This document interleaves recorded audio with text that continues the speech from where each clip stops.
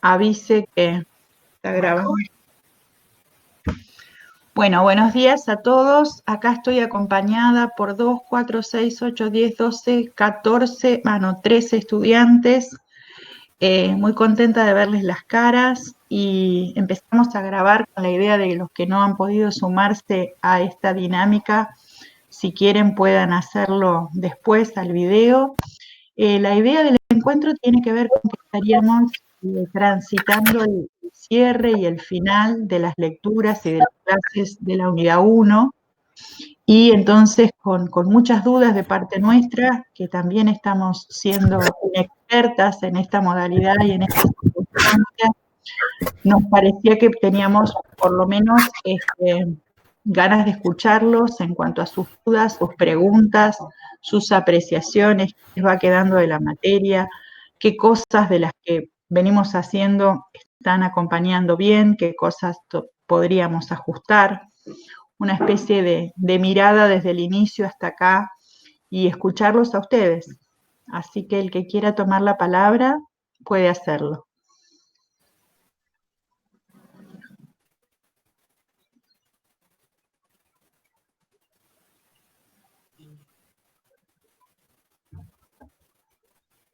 Lauri! Hola chicos, buenos días. ¿Cómo están? Estábamos justo arrancando,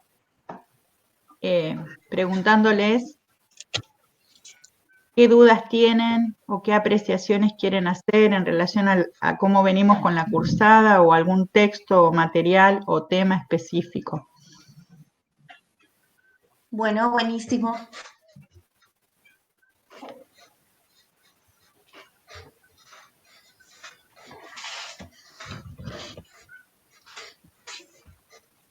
Estaría bueno si tienen con ustedes el programa o si tienen con ustedes alguna clase en particular que les haya quedado dudas o consignas.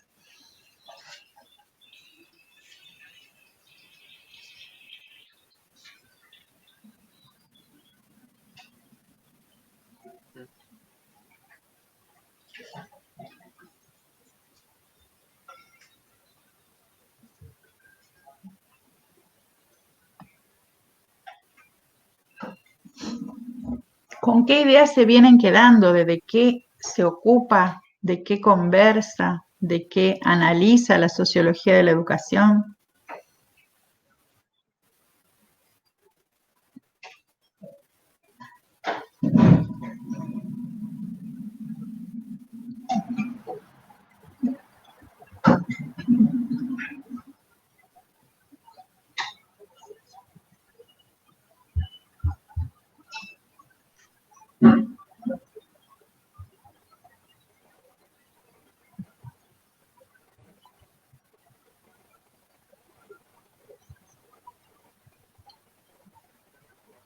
Teníamos muchas expectativas en escucharlos, no nos hagan sentir así tan solas como cuando estábamos detrás de la pantalla. Si no tienen micrófono, pueden escribir en el chat.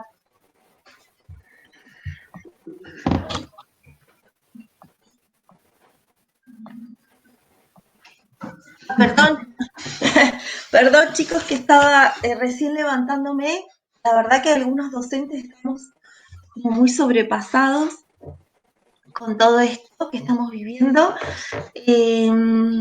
Nada, saludarlos, que bueno que estén ahí. No sé, Sandra, si ya hablaron algo ustedes antes de que Yo ahora estoy totalmente cautivada por tu gato guacho que salta por la parte superior de la ventana. Ah, saltó por atrás. Sí, siempre entra por ahí. No sé si ya hablaron del tema de la pandemia, algo, de cómo están con ese tema, Sandri. Hablamos un poquitito sobre cómo les está costando llevar adelante las cursadas, pero sabés que no están como muy conversadores, te tengo que contar, ¿eh? Bueno, no, por ahí pienso que podríamos preguntarles puntualmente y hacer como quizás a ellos les sirva y una presentación breve de lo que pretendimos con cada encuentro, con cada clase, y ahí ya directamente les preguntamos personalmente. No sé si ellos quieren. Sí, yo quería saber si alguno tenía como preparada alguna pregunta para arrancar por ahí. Y si no, Claro, vamos a ese plan. dale, buenísimo.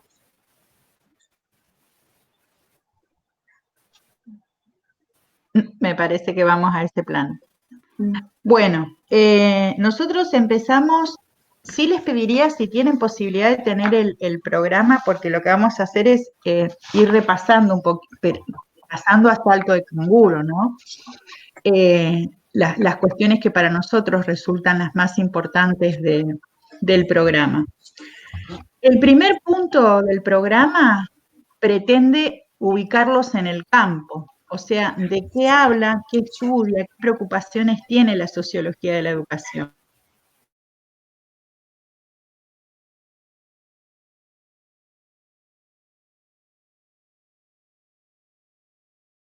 No se escucha, profe. La sociología,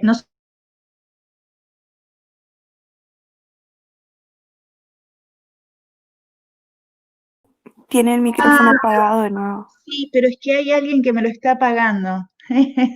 Sí, a veces pasa que cuando el que se suma busca entrar, está buscando en su celu, silencia a otros. ¿Ahora sí se escucha? Sí. Bárbaro. Ahora sí.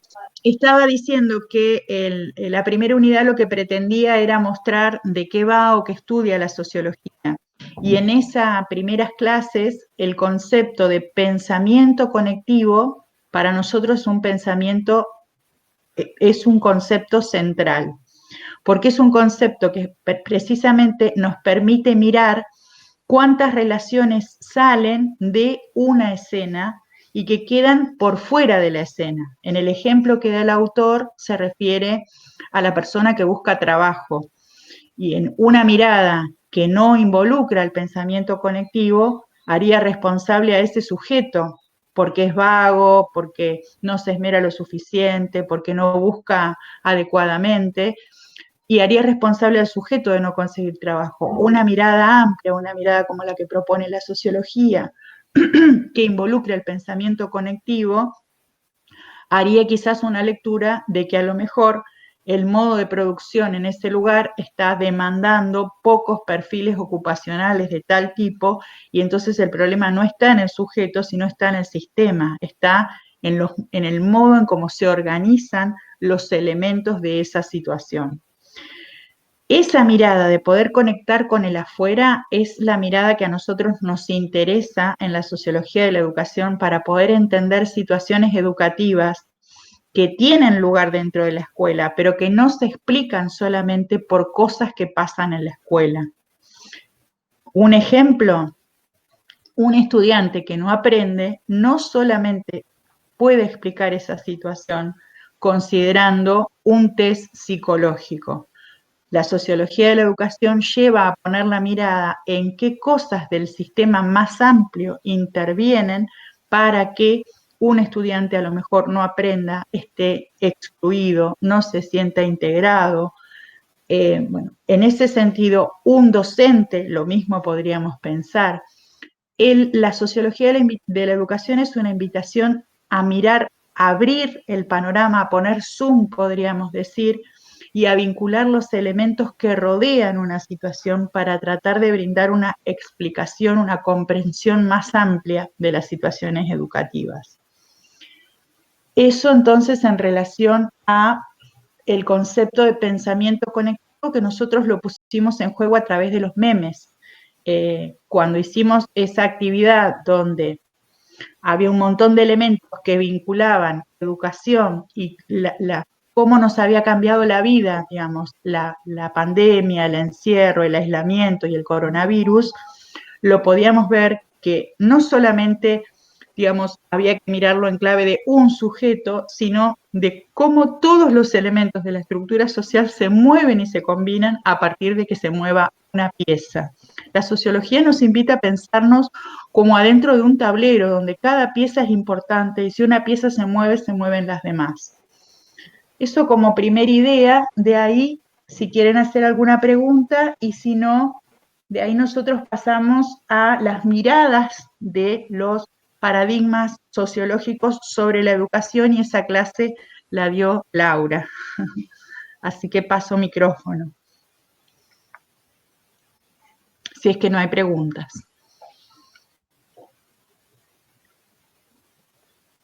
Sí, muy importante lo que comenta la profe, porque de la pregunta 1, porque vamos a ver que esta primera clase se va a ir como desenvolviendo, ¿no? La primera clase presenta una perspectiva distinta para pensar el mundo, y la escuela, que es la perspectiva sociológica, que tiene esto que dice Sandra, ¿no? La conexión, la relación entre las diferentes situaciones. Este pensamiento también podríamos llamarlo pensamiento crítico. Bueno, depende de qué perspectiva nos paremos. Ahí vamos a la... Perdón, no se escuchó justo la palabra. ¿Pensamiento? Pensamiento crítico. Ah, bien. Diferente del pensamiento del sentido común. Esto, digamos, nosotros ya lo venimos estudiando. ¿Ustedes se acuerdan qué sería el pensamiento del sentido común? Seguramente lo han visto en varias materias. ¿O qué les suena? Puede contestar cualquiera, ¿eh?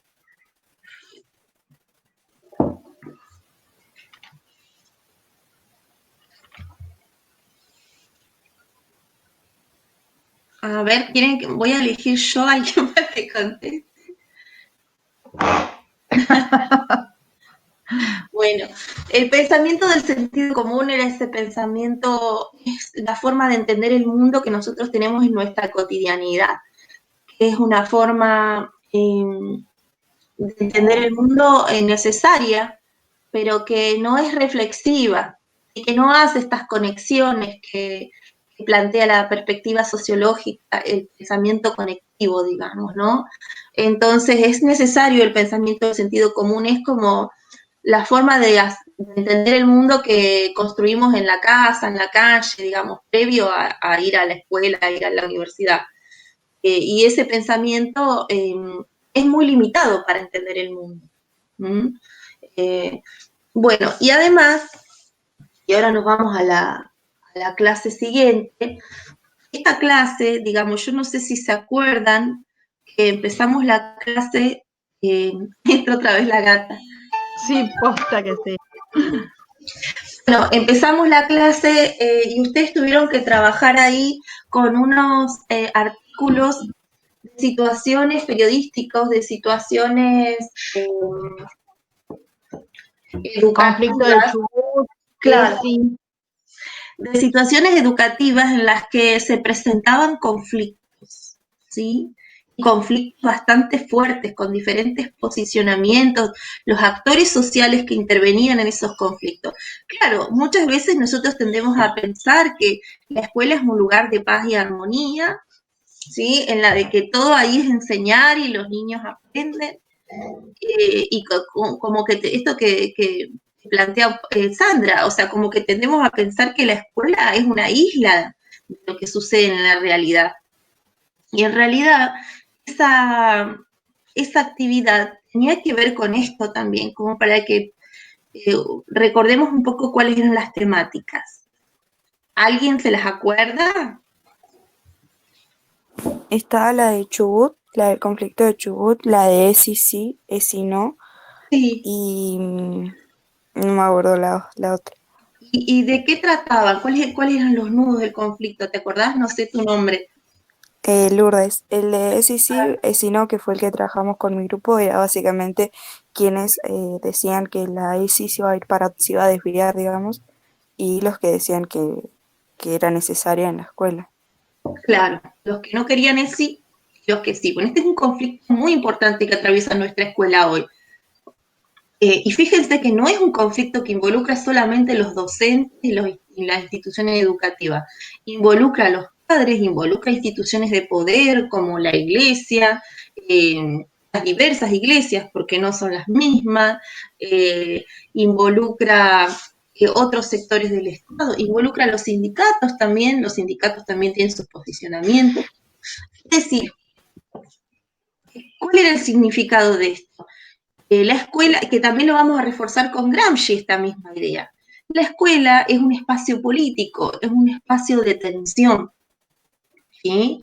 Y así como esa tensión política está dentro de la escuela y está en la sociedad, digamos, también la forma de estudiar la escuela, en la forma en que los científicos sociales estudian la escuela, hay diferentes posicionamientos. Y acá viene el eje principal que trabajamos acá, las teorías del orden y las teorías del conflicto. Estas dos teorías van a dar lugar a diferentes posicionamientos pedagógicos. Y eso, por más que nosotros pensemos, bueno, pero eso es la teoría, no es, eso de alguna manera dirige, o esos posicionamientos teóricos, esos posicionamientos sociológicos para entender la escuela, para entender la educación, dirigen también, o eso es lo que plantea Spakovsky, nuestras prácticas. Es decir, no es que lo que está en los libros. Nosotros vamos a tener diferentes prácticas pedagógicas en la escuela, según qué corriente pedagógica, desde qué corriente pedagógica estemos trabajando y desde qué teoría que orienta esa corriente pedagógica, como las teorías del orden y del conflicto. Es decir, nosotros en nuestra práctica y con nuestro estudio nos vamos a ir posicionando en un lugar en la escuela. Y acá tenemos, bueno, como muy contrastante estas dos posiciones, estos dos paradigmas, que bueno, ustedes ya saben, tiene que ver también con los paradigmas en ciencias sociales, porque la escuela es un espacio social, ¿no? Entonces la analizamos también desde las ciencias sociales, desde la sociología. Otra de las cuestiones, permiso Laura, es que Sí. uno puede trabajar teóricamente para ir construyendo su propio posicionamiento, ir leyendo autores y ir diciendo con lo que dice este autor que pertenece a esta corriente, me cierra, me gusta, me siento identificado, me invita a sumarme a estas ideas, pero a veces uno, como decía Laura, cuando interviene en la situación educativa y viene una madre a tocar la puerta del aula y te dice, no quiero que le des clase de educación sexual a mi hijo, en ese momento, digamos, no es que uno tiene al lado de su neurona los 25 textos que leyó de sociología, de ciencias sociales y responde desde ahí. Muchas veces uno responde como desde el sujeto, ¿no?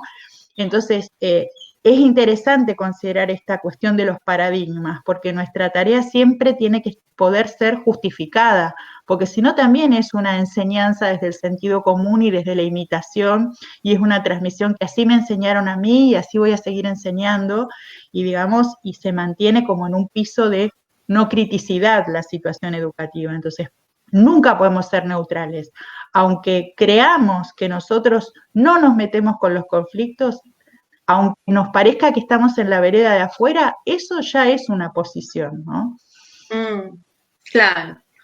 Y en la ciencia también está esas posiciones, ¿no? De todas formas, es difícil para ustedes el proceso de, yo porque también lo doy en Ciencias Sociales 1, el tema de paradigmas, ¿no?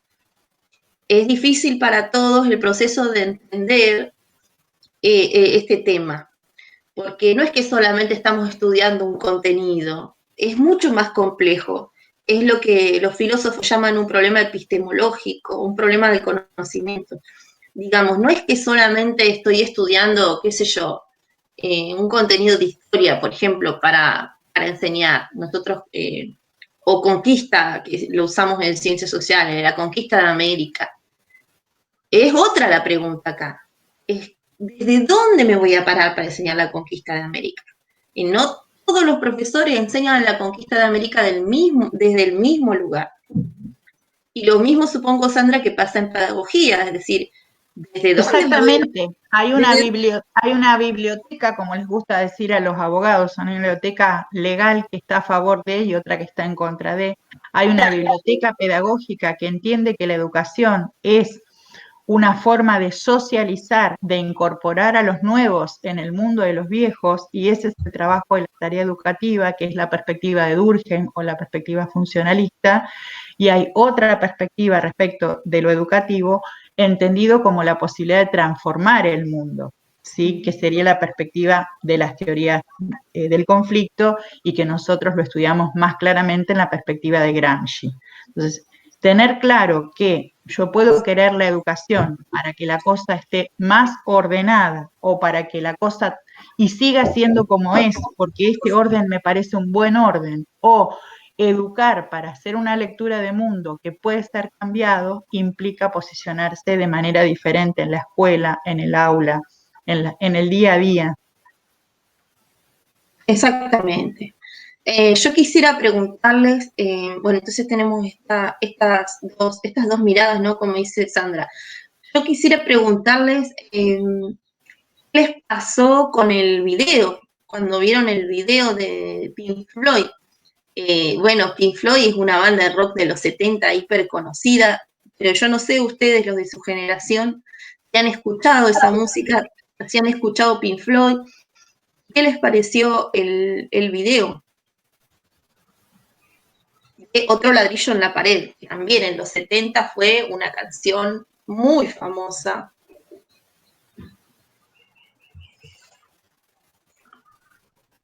¿Se acuerdan del video de Pink Floyd? No. Van los chicos marchando.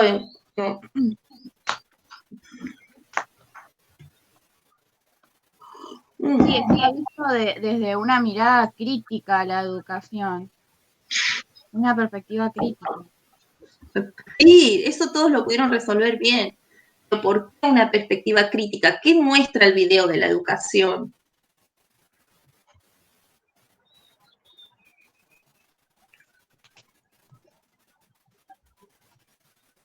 Eso lo pueden vincular también con lo que veíamos en pedagogía, con lo que decía Chomsky, con la idea de adiestramiento. Claro. Sí. Ahí cuando nosotros vimos Spakovsky, vimos que, bueno, las teorías del orden, sí, tienen una mirada optimista de la educación, ¿no? Como de que la educación democratiza la sociedad, que la educación permite que los más, que está bien así, que los más hábiles y los más trabajadores logren llegar, logren el éxito. En cambio, vimos que en general los críticos justamente son críticos de la educación y plantean un montón de cuestiones que a la perspectiva del orden parece que se le pasan por al lado, ¿no?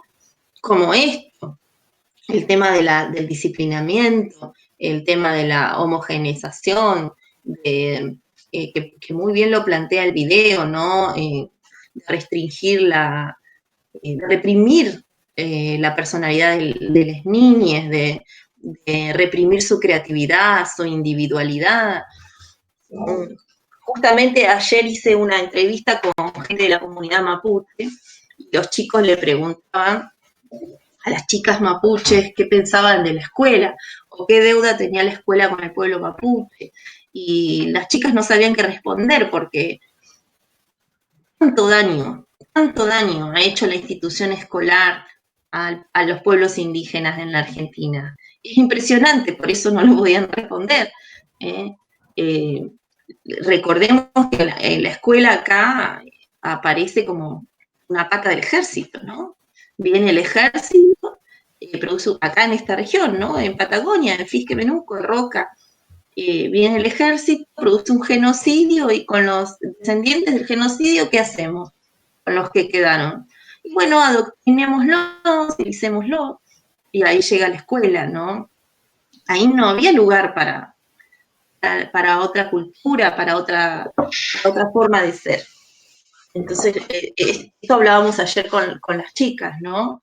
Es la peor parte de la escuela, aparece con la cuestión indígena, y me hacía acordar a esto de la picadora de carne de la película de Pink Floyd, que es fea, pero es bien real, ¿no?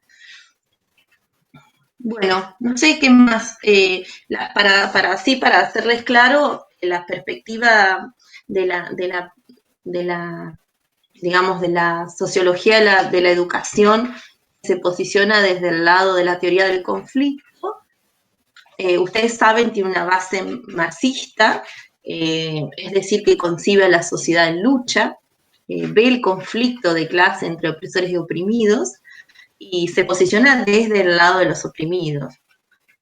Y, eh, y tenemos diferentes escuelas dentro del paradigma de las teorías del conflicto. Los que nosotros estamos estudiando acá, que ustedes los estudian en pedagogía, son la teoría de la reproducción, ¿no, Sandri? Sí, sí.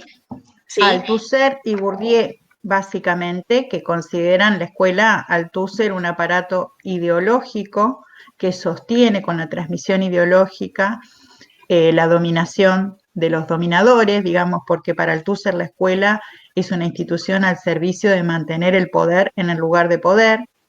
Y Bourdieu, a partir de la selección cultural, esto está relacionado con lo que decía Laura, ¿no? Con por qué algunas culturas son vistas y presentadas como legítimas y algunas son excluidas, ninguneadas, podríamos decir, tomando una expresión de Galeano, no tienen lugar, son subestimadas, ¿sí? Entonces, los teóricos críticos, en este caso de la reproducción, nos advierten en sus textos, de alguna manera nos tiran la pregunta, ¿vos qué vas a hacer en el aula? ¿Vas a ser un reproductor de ideología al servicio de quién? ¿Vas a transmitir una cultura? ¿Qué cultura te preguntaste? ¿Qué cultura vas a elegir para poner a circular en tu espacio que es tu aula? Bien, los teóricos de la reproducción, entonces. Y bueno, y esta lógica para mí sigue vigente. Si bien hay cosas que ahora vamos a ver, los teóricos de la crítica radical, podríamos decir que son mejores, porque nos abren otras perspectivas de cambio. Y lo que plantean los teóricos de la reproducción, no sé qué pensarán ustedes, cuál es su opinión, pero a pesar de todas las luchas y de todos los cambios, la escuela sigue teniendo elementos, ¿sí?, de máquina de disciplinar. Y sobre todo, desde la perspectiva de clase, la conformación del asalariado. ¿Sí? La conformación del asalariado. De hecho, las discusiones con respecto a la escuela media son, en la escuela media es un desastre, no se enseña nada. ¿Sí? Hay teóricos que trabajan esto. No hay buen nivel educativo en la escuela media. Pero, entonces, ¿cuál es el rol de la escuela media? Y cada vez el título o el conocimiento que se imparte, sobre todo en los sectores populares, eso es importante entenderlo, ¿eh? No es lo mismo la escuela media privada de los sectores altos que la escuela de los sectores populares, el secundario. Ahora, el secundario tiene toda una serie, todas las instituciones, una serie de mecanismos de disciplinamiento, son los que necesita el obrero para trabajar después bajo patrón. Seguir normas, bueno, esto lo trabajan ustedes seguros, seguir normas, horarios, hacer caso a la autoridad. Está más enfocado el sistema disciplinario que a tener una buena base de contenidos. Obviamente que hay muchos maestros que la pelean desde otro lado, pero esto también sigue funcionando desde esta lógica. Si nosotros no pasáramos 15 años de sistema educativo, ¿cuántos años son, Sandra? ¿Obligatorios? Y Sí. ahora sí. Sí, porque tenemos dos. Claro, podríamos bancarnos ir a trabajar a un McDonald's o a una fábrica. Bueno, esto se plantea en estos teóricos. Pero después, y ya terminando, están los de la crítica, que son los que más nos gustan. Porque los de la crítica no dicen que la escuela sea todo reproducción. Nosotros en pedagogía los nombramos como de la resistencia. Digo para que los chicos vayan linkeando. Bien, Spakowski los nombra como la crítica o crítica radical. De la resistencia los trabajan en, como dice San, en pedagógica. Esta gente cree que la escuela reproduce la desigualdad, cree que hay que entenderla en el marco de las relaciones de clase y de las luchas de clase, pero plantea que la educación también es un campo de lucha. Y eso nos abre la posibilidad y la perspectiva de imaginar, de crear y de poner en práctica proyectos de cambio como docentes, ¿no? Eso se ve muy claramente en Machuca, ¿no? Está bueno que los llevemos a recuperar un poco el texto y los conflictos que ustedes identificaron en esa película. Claro, acá ubicamos a Gramsci, ¿no? En estos teóricos, como medio como el padre, entiendo yo, después Freire. Se nos suma un estudiante, mirá, Laura. Sí, estoy Pequeñito. viendo. Oh. Bienvenido. No, podríamos juntarnos por grupos más adelante también. Bueno, ¿en qué estamos? Ah, Machuca. Bueno, y ahí vimos Machuca. ¿Pudieron ver Machuca o algunas escenas? Por lo menos el trabajo de Coso estuvo bien en general, los grupos que yo corregí. Muy bien, yo también corregí muy buenas reflexiones, un concepto tan difícil de comprender como el de hegemonía y de contrahegemonía, que solamente uno lo entiende cuando va entendiendo estas disputas en el marco de la clase, de la conflictividad, de posiciones que son cambiantes, ustedes pudieron tomar buenos ejemplos, ¿no? La mayoría quedó cautivado, yo también debo decirlo, por ese diálogo donde hablan de que es imposible mezclar peras y manzanas, ¿no? Que bueno, ahí vemos claramente una referencia, hay un orden, cosas que no se mezclan, hay gente que está en un lugar y es ese y no se mueve, ¿no? Y bueno, todo ese rastreo que ustedes hicieron en torno al contexto en el que se produce esta película, es una película que estaba mostrando esa disputa en ese país, que además es la disputa de Latinoamérica, o sea, no es algo que pasó del otro lado de la cordillera, también nos pasó a nosotros con sus bemoles, con sus particularidades, ¿no? No sé si hay una estudiante que quería hablar. Somos 4 los que estamos en cámara. No sé si vos hiciste un gesto como acomodándote o como levantando la mano. No recuerdo tu nombre, la estudiante que está con auriculares. Yo la veo al lado de Laura. Cintia, ¿cómo estás? Cintia, no sé si se escucha. Más o menos sí. Bien, sí se escucha. Tuve que cambiar los auriculares porque con los otros no se escuchaba. No, yo había hablado cuando se habló del video de Pink Floyd antes. Bueno, ¿querés contarnos? No, o sea, que yo sí conocí el video y hace un montón que lo había como analizado y bueno, nada, me gustó mucho que se pusieran en práctica. Es como que veía muy crítico, muy cerrada la educación de ellos, o sea, de la época. No sé, Claro. era lo que yo pensaba. Bien, sí. Como que era muy limitado, la educación no los dejaban expresarse como ellos querían. Hay que pensar cuánto de eso aún permanece. Uno podría pensar en esa escena el peso de la obediencia, del moldeamiento del sujeto, la escuela como una máquina que produce, que fabrica un sujeto deseable para un mundo, para un sistema. Y ahí estamos a full con el pensamiento conectivo, ¿sí? No estoy viendo la maestra con el pibito y las cuentas en el pizarrón, estoy viendo más amplio, estoy viendo el sistema. ¿Por qué el sistema organiza el traspaso de la cultura en una institución tan ritualizada de lunes a viernes, con horarios, con timbres, con inhibición del movimiento?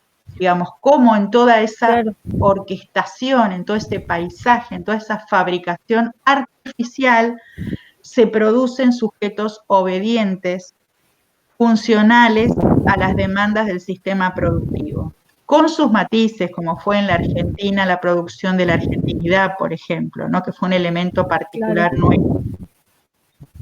Pero bueno, son todas maneras de mirar que le quitan ese modo poético de la blanca palomita, del guardapolvo blanco, que también es como una una poética insulsa respecto de lo escolar, ¿no? Claro.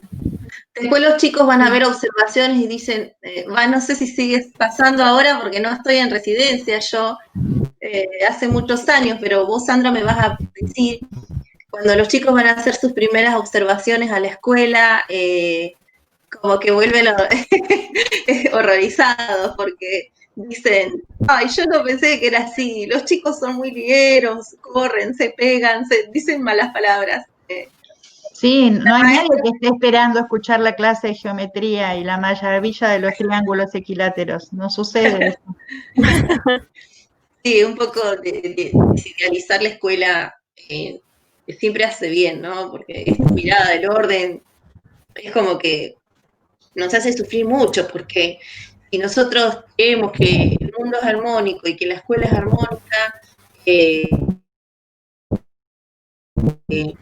vamos a querer adaptar todo para que sea de esa forma, y esa forma es un orden impuesto. Entonces vamos a transformarnos también, en cierta medida, lo somos en disciplinadores, ¿no? Así que bueno, sí está re bueno pensar todas estas cosas. ¿Quién puede resistirse a la fotito con la bandera, no? El premio de ser abanderado. Qué montón de mensajes. Cuánto ahí se está produciendo subjetividad, un sujeto que identifica el éxito con tener la nota más alta, ¿no? Por eso siempre está interesante el otro premio, ¿no? El del mejor compañero, ¿no? Y también cómo se hacen esas lecturas. Son momentos, son rituales como sencillos en los que no nos detenemos tanto, pero donde uno aplica sobre esos lugares el pensamiento conectivo, empieza a ver otra dimensión de esos modos de operar de la escuela. Claro. Y empieza uno a decir, che, ¿yo a qué le voy a dar más bolilla? Claro. Sí, y hace falta esto que estamos nosotros trabajando para poder verlo, porque si no, no lo ves. Por ejemplo, un ejemplo, o sea, ¿a qué me refiero yo? A verlo en las prácticas cotidianas. Por ejemplo, dimos un curso de ESI y dimos un curso de educación sexual en un colegio secundario.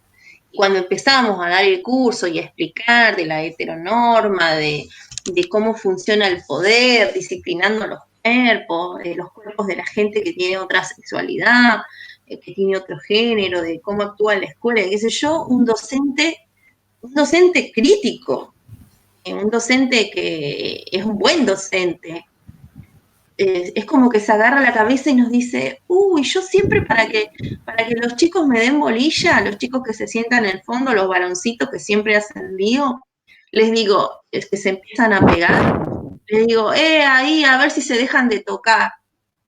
Entonces los pibes, frente a esa llamada de atención, le está diciendo que son gays. ¿Sí? Entonces, ¿qué hacen los chicos? Dicen, no, nosotros no somos gays. Entonces se portan bien, se dejan de joder, digamos. Y entonces él se dio cuenta que estaba usando la homofobia, ¿sí?, para disciplinar. Ahí se dio cuenta cuando le dimos el curso, porque si no, no te das cuenta que reproducís un orden de poder, ¿sí? Así que bueno, un ejemplo de cómo, digamos, estas reflexiones también no son teóricas, tienen que ver con esto que dice Sandra, con el aula, ¿no? Bueno, y volviendo a Machuca, lo que la película nos muestra es la lucha de clases. La lucha de clases entre los ricos y las clases pobres o las clases trabajadoras es una constante en nuestra sociedad. A veces esa lucha de clases se exacerba, aparece como más presente, más visible, pero en realidad está siempre esa lucha de clases, porque desde el vamos vivimos en una sociedad desigual. Y como esa lucha de clase está también en la escuela, en esta historia, que es una historia real, ¿no, Sandri? La del padre McEnroe. Y sí, y repetida también en nuestra Argentina, en nuestra Patagonia, ¿no? Porque si nos trasladamos mentalmente a la plaza de Fisque, ahí vamos a encontrar ¿cómo se llama? Ahora nos llama la iglesia, donde viven los obispos, la catedral.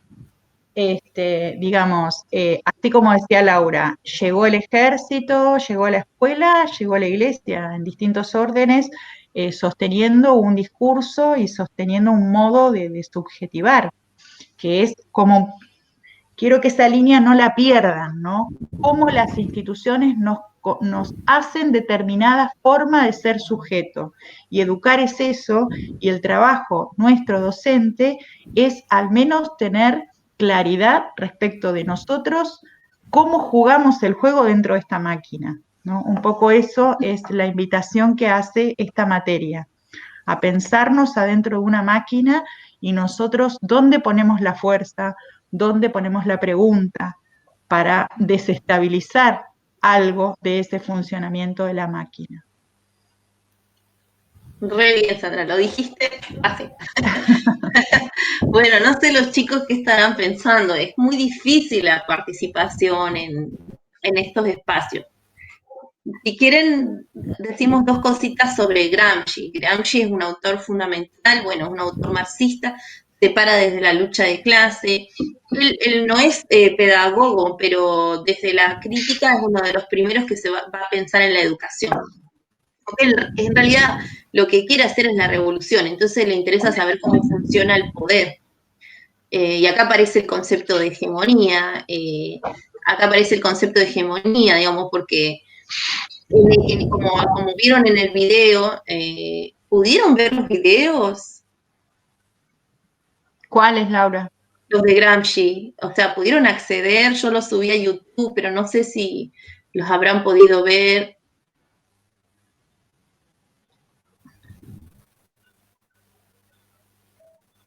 Y creo, o sea, el trabajo lo hicieron bien. Bueno, en fin, el concepto de hegemonía para pensar la dominación de la clase dominante, ¿no? Él es marxista, habla en términos de clase.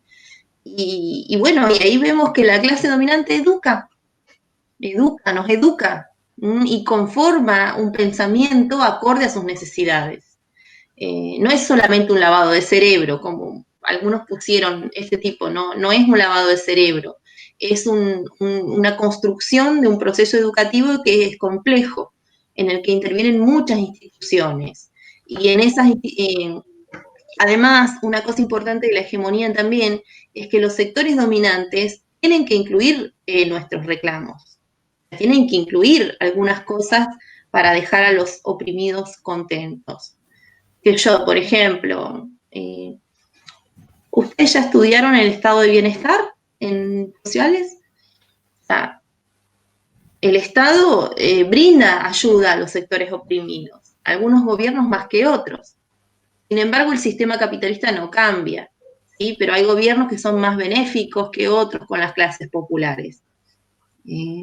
Entonces también las burguesías, las clases altas deben incorporar cosas de las clases populares para evitar la rebelión. Este es el análisis que hace el marxismo de estas cuestiones. Y en ese sentido hay un proceso ahí educativo desde las clases dominantes. Y la escuela, las instituciones educativas son parte de ese proceso educativo mayor. Por eso esto que dice Sandra, el pensamiento conectivo. Gramsci analiza, no es que él analiza puntualmente la escuela, aunque sí la analiza, nosotros no lo estudiamos eso, pero sí él va a mirar la escuela. Pero lo que nosotros acá nos está interesando de Gramsci es cómo él inscribe a la escuela dentro de las estrategias de dominación de las clases dominantes, ¿no? Y ahí saltó la gata de nuevo. Pero no es un teórico de la reproducción. La evaluación de este video va a decir cuántas veces saltó la gata. Bueno, re pesada esta gata. No, está buenísimo. Bueno, y lo interesante de Gramsci, que creo, Sandra, que después va a retomar Freire, es que él le da mucha importancia a la cuestión de la cultura o de la lucha por los sentidos, por el pensamiento. En ese sentido, uno podría también pensarlo como un continuador del pensamiento de Althusser en el sentido de que está atento no solo a lo que se logra a través de la fuerza, la coerción o la represión o el trabajo de los aparatos represivos del Estado, sino que está particularmente interesado, curioso, dispuesto a desarmar el funcionamiento, cómo funciona a nivel seducción y domesticación la producción de discursos que también son envolventes y que también hacen a la dominación, porque uno a la fuerza puede resistirse, de última Es le tirás, visible, además. claro, pero a través de la cultura se producen procesos que nos ocultan la fuerza con la que se nos domina. Ese es el planteo central de Bourdieu, pero que también retoman en algún punto Althusser y Gramsci. Miran qué pasa en el ámbito de lo cultural. Claro. Y claro, el concepto de Gramsci es el de sentido común, ¿sí? Como en ese pensamiento cotidiano nuestro anclan ideas que son ideas de las clases dominantes, ¿no? Que no son nuestras, no nos conviene pensar así, no nos conviene pensar así. Y cómo Bueno, también algunas culturas han podido resistir a eso, ¿no? Vuelvo a esto que decías, Laura, de la cultura mapuche. O sea, el pueblo mapuche nunca pensó la tierra como, digamos, en clave de producción, en clave de autosustento, digamos, ¿no? Pero la mayoría de nosotros, digamos, socializados en la cultura capitalista, no escapamos a las modalidades extractivistas de vincularnos con la tierra, ¿no? Y en ese sentido es que no escapamos al modo hegemónico en que nos educa la clase dominante. Por eso trajeron en ejemplo el fútbol, ¿puede ser? La de este chico que hacía pelota. Ahora llego. No me voy a olvidar de eso que estás diciendo, pero está bien lo que decís, Leo. Mano de obra, sí. Mano de obra. Bueno, el consumismo es también una forma también eso lo analizan otros autores, no, Gramsci no lo vio eso. Pero el consumismo, digamos, ¿no? Que es también una forma de lograr consenso, ¿no?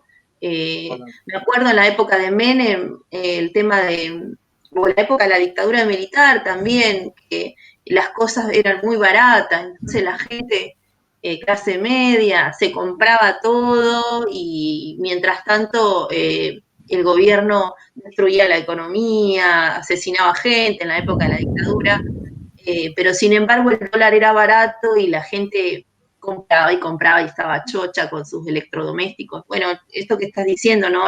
Relacionándolo con el cuento de Galeano. El consumismo. Hola, Nicolás. ¿Querías decir algo más, Alejandro? Ale. ¿Leandro? No, que acá en Argentina tenemos como algo cultural el fútbol y por ahí vemos clásicos, todas esas cosas de pasadas. Y bueno, ustedes eran muy pequeños, pero en el Mundial 78 seguramente han escuchado la canción de Gieco que dice, fue cuando el fútbol se lo comió todo, que hace referencia a lo que estaba diciendo Laura recién, ¿no? Mientras teníamos el país lleno de centros clandestinos de detención, desapariciones frecuentes, los estadios estaban llenos festejando que Argentina iba a ganar el Mundial 78.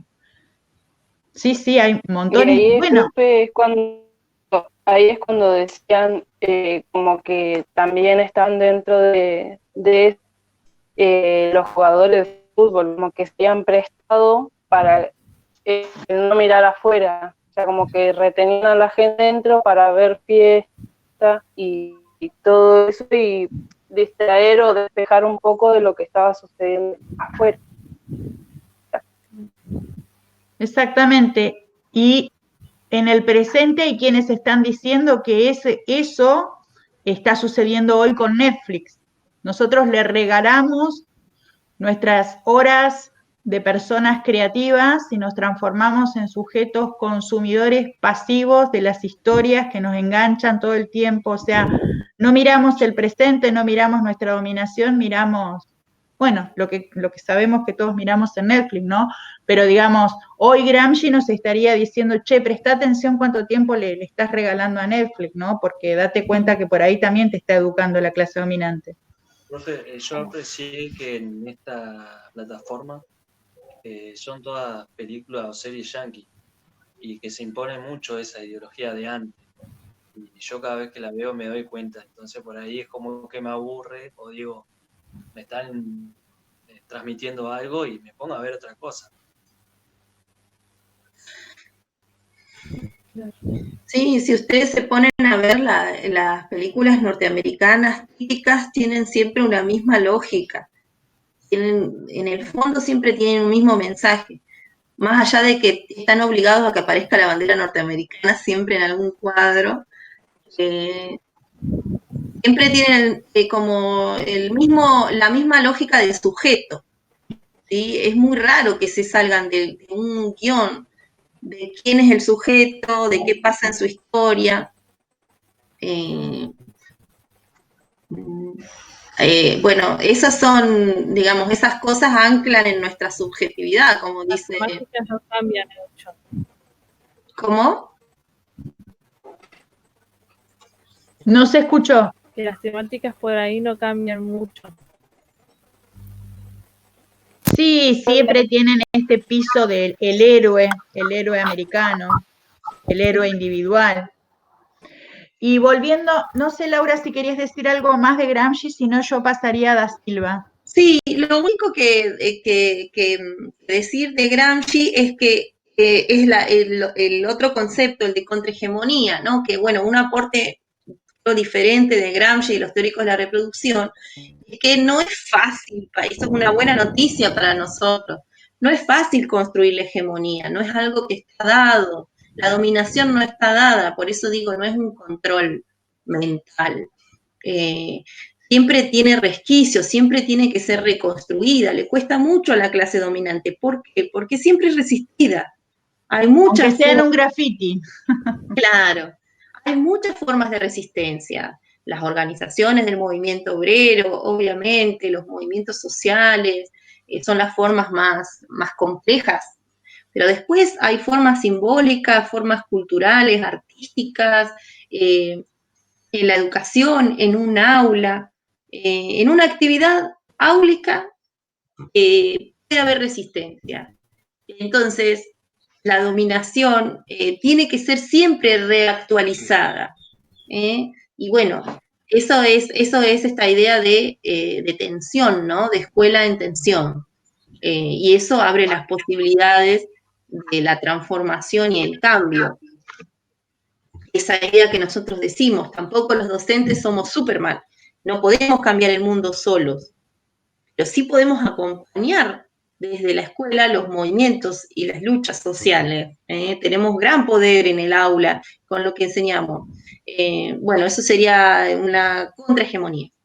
Y después no se olviden del concepto de intelectual, este concepto amplio de intelectual que plantea que no tiene que ver con el estudioso o el sabio, sino que tiene que ver, podemos ser cualquiera de nosotros, digamos, cualquiera de nosotros que organice, que intelectual orgánico a la clase trabajadora, ¿no? Porque la burguesía tiene sus intelectuales, que organice, que dirija, qué sé yo, un intelectual podría ser los chicos del centro de estudiantes, ¿sí?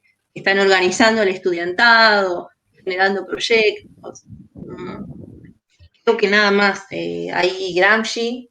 Ahí me gustaría enunciar, por ejemplo, que seguramente todos han estado en estos días escuchando a La Garganta Poderosa en la voz de Nacho Levi, denunciando la situación, no solo la muerte de Ramona y otros líderes barriales, sino el modo en cómo se distribuye de manera desigual los recursos, ¿no?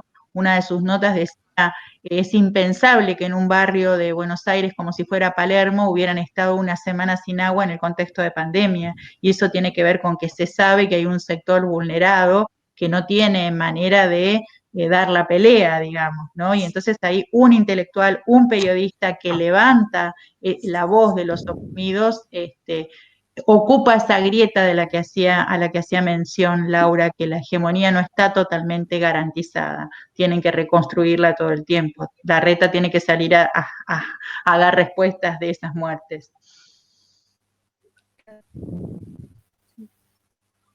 Sí, bueno, por ejemplo, en Estados Unidos, no sé si ven lo que está pasando. Ayer, el otro día, mataron a un chico negro y se está levantando toda la comunidad negra. Hasta en el país más poderoso del mundo se resquebraja, digamos, ¿no?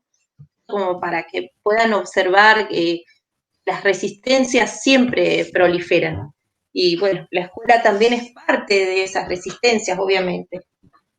Y en esto que veníamos hablando, digamos, de cómo es necesario apelar un sentido a una perspectiva crítica para desenmascarar, para develar los intereses que hay detrás de cada una de las situaciones, es que veníamos con el texto de Da Silva a poner en foco, a poner en mirada cómo opera el currículum en este escenario, ¿no?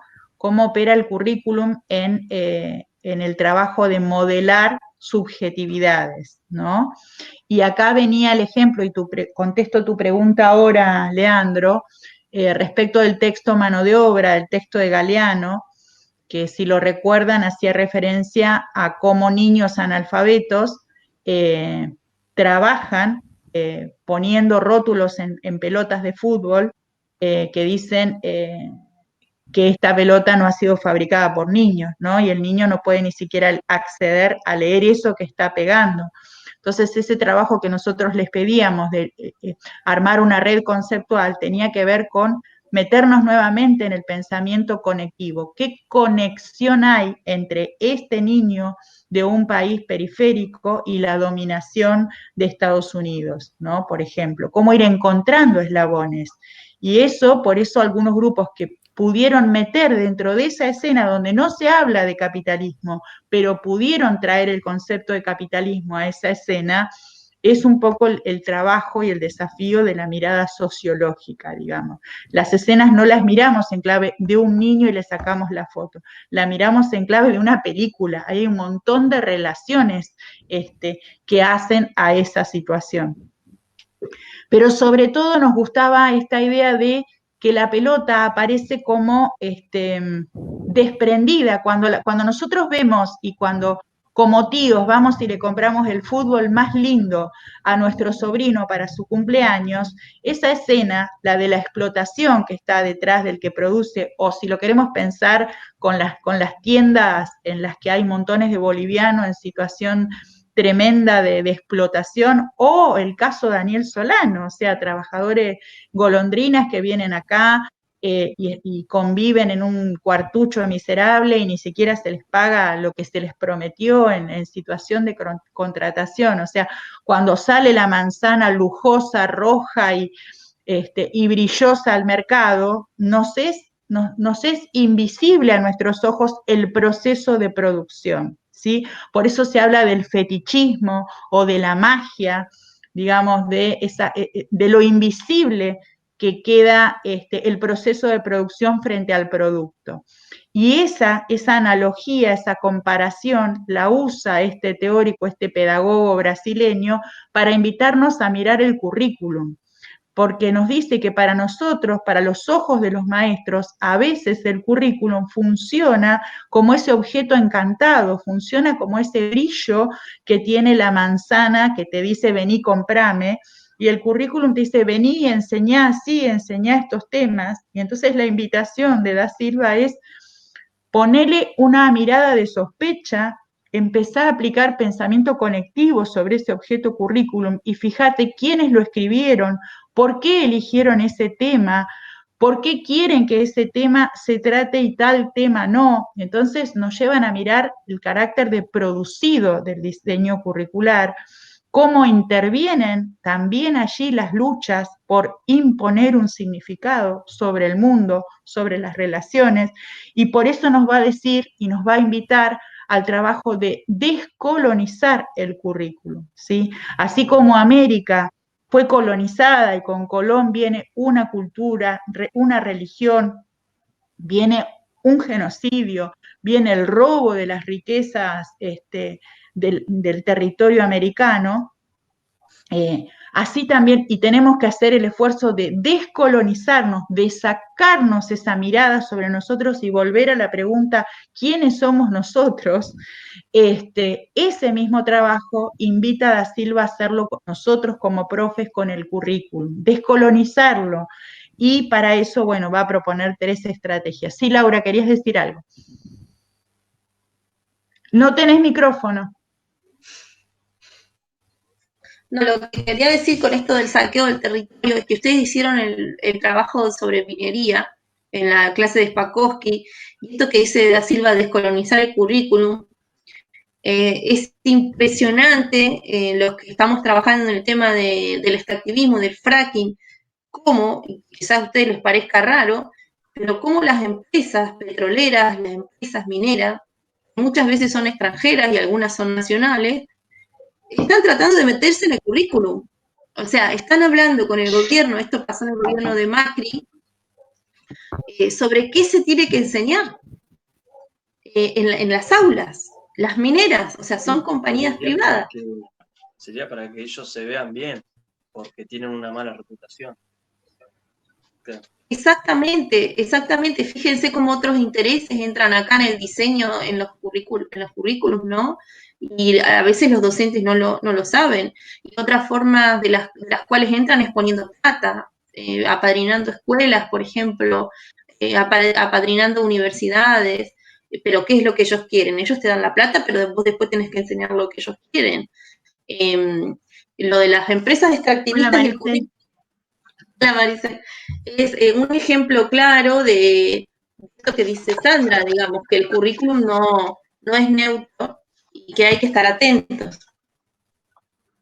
Y en ese sentido, ese es un texto que nosotros le damos mucha importancia dentro del cursado, porque nos presenta 3 estrategias, 3 maneras en la que nosotros como docentes podemos llevar adelante este trabajo de descolonizar el currículum.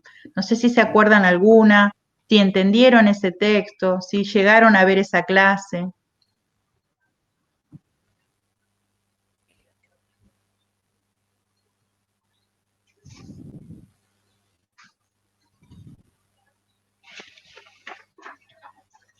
¿Cómo, por ejemplo? ¿Puedo volver a repetir? Que digo que no solamente en el texto ese de Da Silva nos presentan el desafío a los profes de descolonizar el currículum, sino que también nos realiza 3 indicaciones concretas de cómo llevar adelante esa tarea. Sí, hola, ¿cómo estás? Y entonces, por ejemplo, eso les preguntaba si pudieron mirar ese texto, si entendieron esas indicaciones que da Da Silva.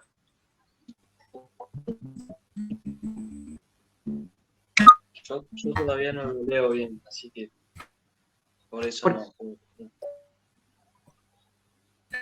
En ese texto, por ejemplo, Da Silva dice la importancia de que los profesores trabajemos produciendo nuestros propios materiales de clase. Que nosotros seamos los que, digamos, no estemos subordinados a un libro que alguien escribe que no conoce nuestros alumnos, que no conoce nuestra escuela, que no conoce la comunidad de nuestra escuela.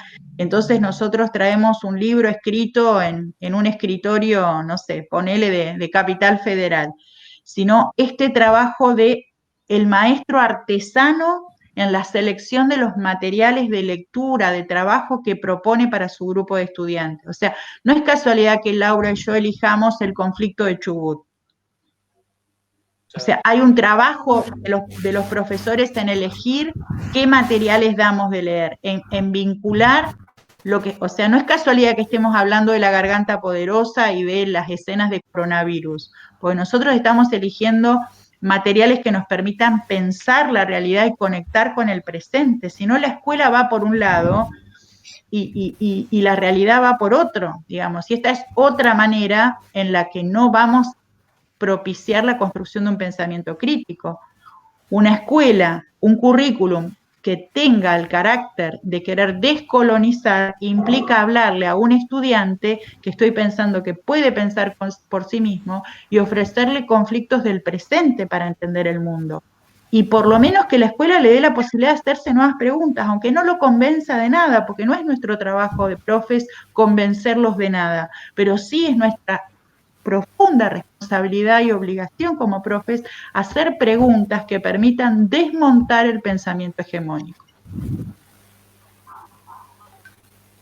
Hay una chica que quiere hacer una pregunta. Dio la palabra. Yo creo. Dale, Maricel, ¿cómo estás? Hola. Bueno, ahí justo agarré el texto y cuando estabas hablando me acordé de Gramsci, que decía que por ahí lo que no estaba en el currículum, uno lo puede, en esto que vos decís, elaborar, nos dan una estructura, pero sí en esta elaboración propia se pueden meter estas luchas, estos ideales, esto. Y justo acá estaba leyendo que dice: sería importante que los grupos progresistas vinculados a los diversos movimientos sociales consideraran seriamente la tarea de diseñar y construir materiales curriculares y pedagógicos contrahegemónicos. Ahí se puede relacionar también lo que habla Gramsci. Totalmente, totalmente. Son Sí, esos. sí. Nosotros hicimos en Sociales, ya van 2 años, a partir de esta lectura, de este texto que trajo Sandra, una salida descolonial. Yo no sé si ustedes saben, pero Roca, Fisque Menuco, tiene una salida escolar tradicional que se hace en 3er grado. Las niñas de 3er grado van a la municipalidad, a la iglesia, al museo, a la estación de tren, a la bodega Canales. Bueno, en fin, es el paseo educativo para conocer la ciudad que plantea también el municipio. Y nosotros, a partir de este texto que trajo Sandra, de descolonizamos la salida. Entonces nos fuimos a la Stefanelli, pero ¿a qué fuimos a Stefanelli? A ver la columna de Villegas, ahí está, digamos, exalzada toda la conquista, y por supuesto la criticamos y estuvimos sacándole fotos a las placas. Fuimos a la estación de Stefanelli, pero para ver qué, el fracking, porque ahí tienen las arenas de fracking. No es más un museo, nada, porque es una estación histórica. Sin embargo, la están alquilando a una empresa privada para que junte arenas contaminantes. Después de ahí cruzamos y nos fuimos al barrio Fisque Menuco, que es un barrio que nace de una toma. Nos fuimos al centro de la municipalidad, fuimos a un barrio que se originó en una toma. Y estuvimos hablando ahí con los vecinos, 2 vecinos artesanos, de cómo se originó la toma y de cuáles son los problemas que tiene el barrio. Después nos fuimos a Quinta 25, fuimos más arriba todavía con los chicos, éramos poquitos, así que lo pudimos hacer re bien. Y fuimos a Quinta 25 y de ahí vimos el estancón de Barrio Nuevo, y todavía es un basural. Y bueno, estuvimos en las quintas, en Quinta 25, porque hay gente de la comunidad mapuche que está haciendo quintas.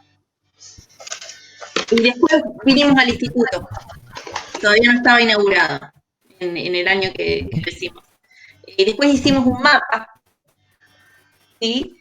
Y los chicos hicieron como un mapa y plantearon esta salida, que sería como una salida diferente, digamos, que la salida hegemónica.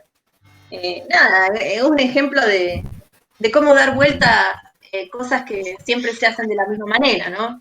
Un ejemplo sencillo de mirar las mismas cosas, pero desde otro lugar, y además de darle la voz a gente que no la tiene. Por ejemplo, 2 vecinos de un barrio de Toma, ¿no?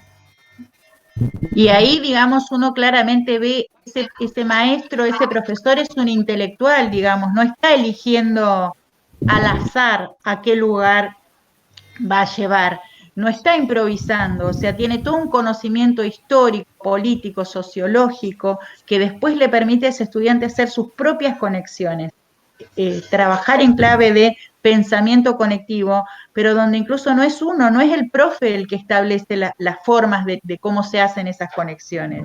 Y ese es un profesor que respeta la autonomía del estudiante, porque tampoco se trata de enseñar para que el otro diga lo mismo que yo estoy pensando, porque eso tampoco es una forma libertaria de educar. No sé si se entienden. Si quieren pueden subir las fotos. No sé, Sandri, tengo las fotos yo, para, si los chicos la quieren ver. Porque Sí. justamente esa actividad se nos ocurrió en el área cuando leímos a Silva. ¿No? Esta idea de descolonización es repotente. Es repotente para cualquier área del conocimiento, ¿no? Porque, Sí. por ejemplo, pienso en la riqueza de este momento. La riqueza de este momento, si nos encuentra dando clases, porque estamos todos corridos de lugar, ¿no? Porque no estamos enseñando con las mismas cosas que siempre. Entonces pensaba, por ejemplo, yo no tengo formación en ciencias naturales, pero me parece que es un momento fantástico para poner en discusión las lógicas y los poderes, el poder médico, el poder de la salud privada y de la salud pública, los discursos que se orientan a fortalecer la inmunología, o sea, cómo hacer tu cuerpo un cuerpo más saludable para resistir al virus. Todo el tiempo es posible construir una lógica que interrogue los discursos oficiales, digamos, ¿no? En la disciplina que estemos es necesario poner en funcionamiento la pregunta. Y bueno, y el tercer tema, con el tema que cerramos la unidad 1, es un tema que les voy a pedir mucho que no dejen de trabajar en esa clase, porque está dedicada esa clase a pensar las relaciones que hay entre economía y educación. No sé si alcanzaron a mirarla porque es la última que tiene en su vida y uno sabe que el estudiante va llegando como va pudiendo a las clases.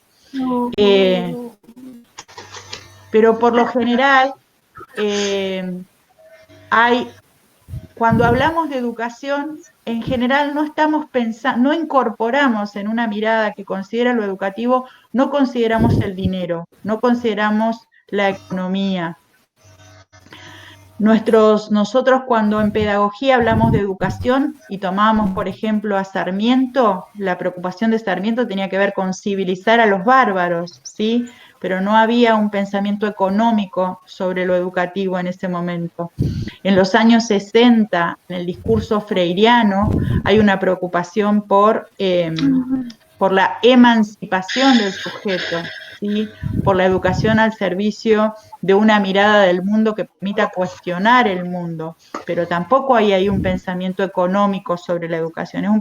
La educación como moldeando los sujetos es lo que veníamos viendo hasta acá. Pero necesitamos también incorporar, a partir de los años 60, empieza a crecer, empieza a gestarse una mirada respecto de lo educativo que conecta con lo económico. Por eso ahí ustedes tienen el texto de Schulz, que fíjense es un economista, no es un pedagogo, no es un historiador, no es un sociólogo, es un economista reconocido que recibe un premio Nobel de Economía. Y ustedes tienen la transcripción de una conferencia que él da, donde él dice, la educación puede ser pensada como capital, ¿sí? ¿Qué es el capital? Es algo que me permite reproducir riqueza. Y entonces dice, bueno, la educación puede ser pensada como ¿qué forma de capital? Como capital humano. Si yo invierto, si yo pongo guita en educación, voy a tener población más educada y esa población más educada la voy a ubicar en puestos de trabajo que en definitiva me permitan un país más desarrollado. Dicho de manera bastante simplificada, ¿no? Si me escucha Azul me dice, no estás diciendo nada de lo que yo quería decir. Pero acá lo que nos interesa es cómo se le empieza a pedir otra cosa a la educación. Se le empieza a pedir a la educación que forme para el trabajo y para que ese trabajo sea significativo en términos de riqueza, de rendimiento, de economía. Se empieza a pensar en un título no en el sentido de llevar adelante una vocación. Yo quiero ser astronauta porque me encanta, no sé, el universo. Se empieza a pensar en la educación al servicio de crear el tipo de trabajador que la economía necesita, ¿sí? Y en ese sentido, ustedes tienen acompañando esta clase, esperen que voy a buscar el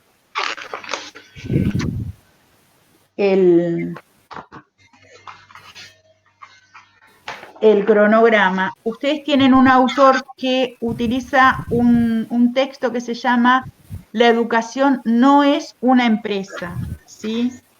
Porque sobre los años 90 avanza fuertemente esta idea de la educación entendida como un lugar desde el cual se puede obtener ganancia. Y en uno de los artículos periodísticos que acompaña la clase, lo quiero buscar porque la verdad que a mí me resulta como súper impresionante ver esos números.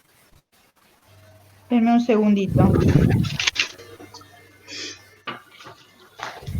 Me estoy refiriendo a este artículo, no sé si se alcanza a ver. Es un artículo periodístico, ¿no? Fíjense el título, es un artículo publicado en febrero del 2020, o sea, en este febrero reciente. Y el título dice, ¿cómo pasamos de pensar en educar a pensar en ganar dinero? ¿Cómo fue que arrancamos con Sarmiento diciendo yo quiero civilizar un país a hoy estar pensando en una lógica de lo educativo al servicio de ganar dinero?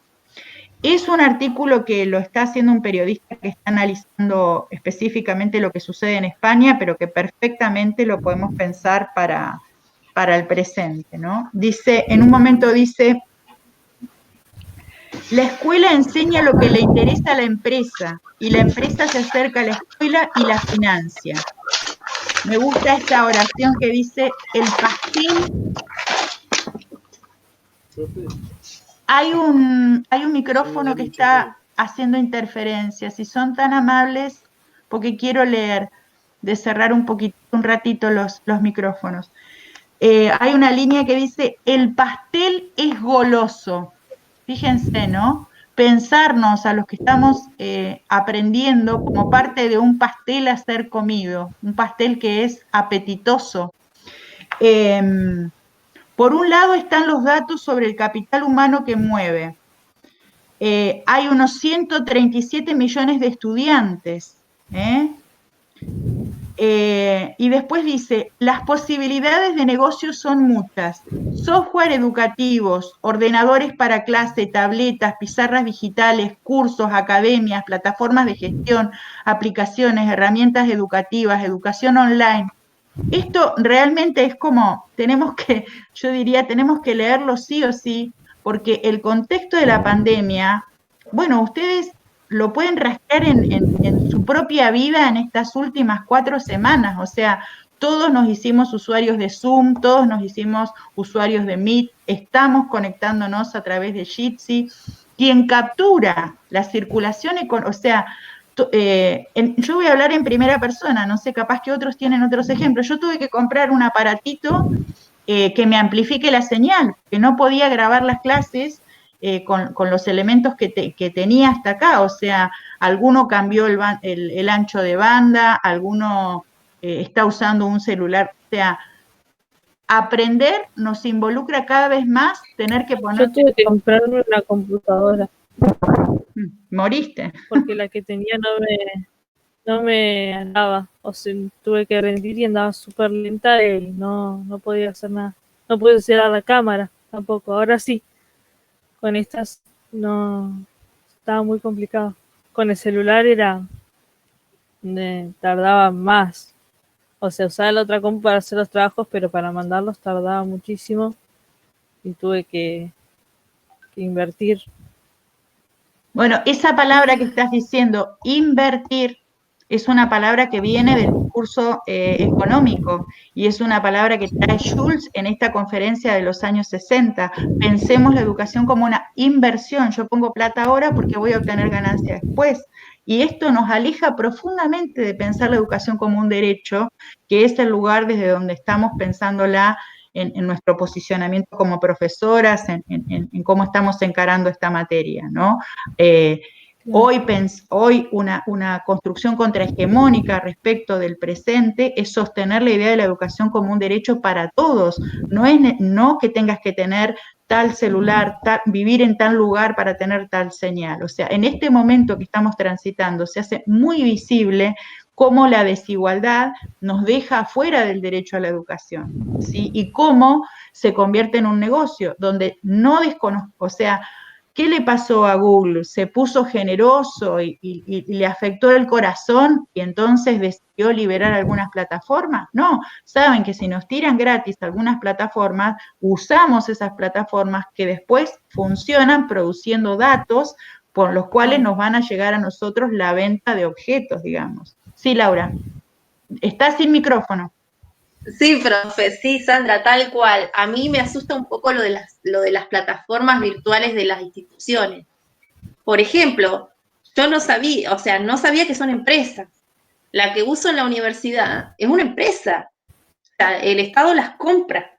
Y la de nuestro instituto, nuestras aulas virtuales, digo, toda nuestra plataforma virtual, que supuestamente es pública, también está producida por una empresa que se la vende al Estado. Y una cosa que me preocupa, que vos que trabajás con pedagogía, es las formas de control que tienen esas plataformas.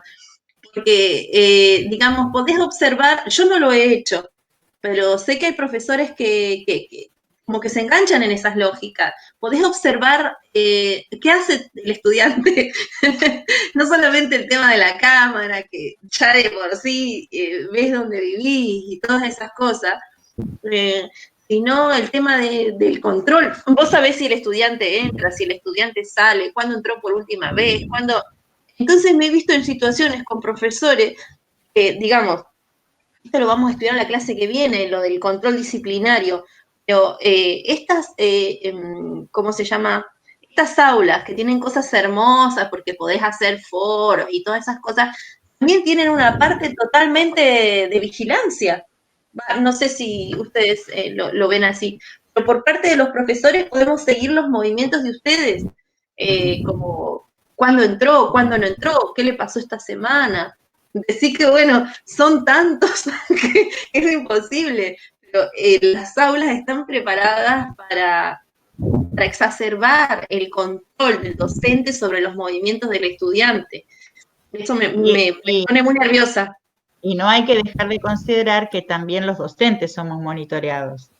O sea, no es una relación que se da del profesor al estudiante como esta forma de control, también los profesores podemos ser vistos en clave de cuánto entramos o no a las plataformas.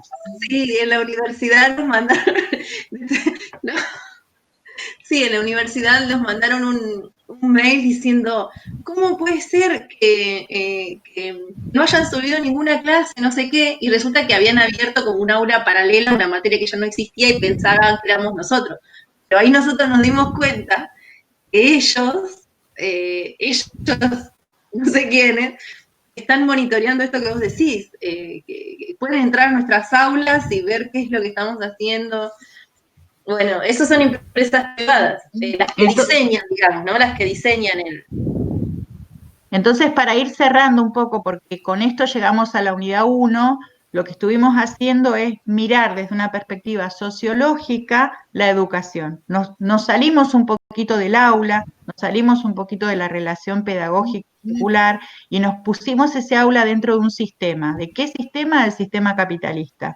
Este sistema capitalista que en sus orígenes tiene más una pretensión del uso de un discurso humanista sobre la educación con una promesa de igualdad. Ustedes acuérdense que en pedagogía habíamos leído que la escuela moderna surge con una ambición de llegar de enseñar todo a todos, esa ambición comeniana de llegar a todos y hacer de esa vieja sociedad del medioevo una sociedad más igualitaria, igualdad, fraternidad, libertad. El ideario de la Revolución Francesa dialoga de manera íntima con la promesa que tiene la escuela moderna. Esta escuela moderna es puesta en discusión por la mirada de los teóricos reproductivistas, por la mirada de los teóricos críticos, haciéndonos ver que también guarda una complicidad con las clases dominantes, trayendo ahí el discurso gramsciano de que se educa no solo el sujeto en singular, sino que hay una clase educadora que legitima su discurso como el único válido y que hace que los subordinados muchas veces seamos cómplices en sostener. Podemos verlo de otra manera, ¿no? Como el discurso del patriarcado también es sostenido por las propias mujeres. En este sentido se puede ver cómo, en este sentido se ve más claramente la fuerza del discurso dominante, que no solamente lo sostiene el que está en la clase dominante, también los oprimidos sostenemos ese mismo discurso. Cuando a las mujeres le decimos al hijo varón, deja que el té lo haga tu hermana, estamos sosteniendo ese discurso del patriarcado, ¿sí? Entonces, en esta lógica hemos querido mostrar tres miradas sobre lo educativo. Lo educativo en clave de mantener y ajustar a un orden, lo educativo en clave de disputar y modificar un orden, y lo educativo en su íntima relación a partir de los años 70 con la búsqueda de ganancia y cómo se va erosionando la idea de la educación como derecho y puede convertirse la educación en un elemento cada vez más al servicio no de la igualdad, sino de la reproducción de la desigualdad. Un plato fuerte para las 9 de la mañana de un jueves medio nubladito, el recorrido que hemos hecho. Nos gustaría que nos hagan preguntas, chicos, porque sabemos que estos temas son complejos, son densos, no se comprenden a la primera presentación.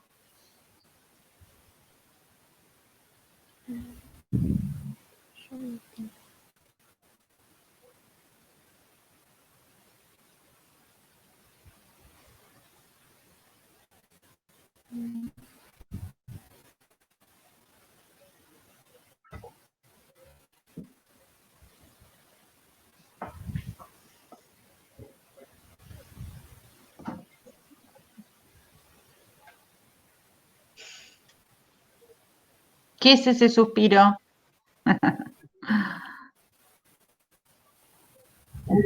Por ahí quisiera contarnos un poquito algo sobre las clases o sobre los materiales, digamos. Puede ser, por ejemplo, más a nivel personal, ¿no? ¿Qué cosas les gustaron o qué clases, qué ejercicios les gustaron y cuáles no les gustaron tanto o no se entendieron? Y también lo mismo con respecto a las lecturas, porque con Sandra sabemos que las lecturas de socio son densas, ¿no? Qué sé yo.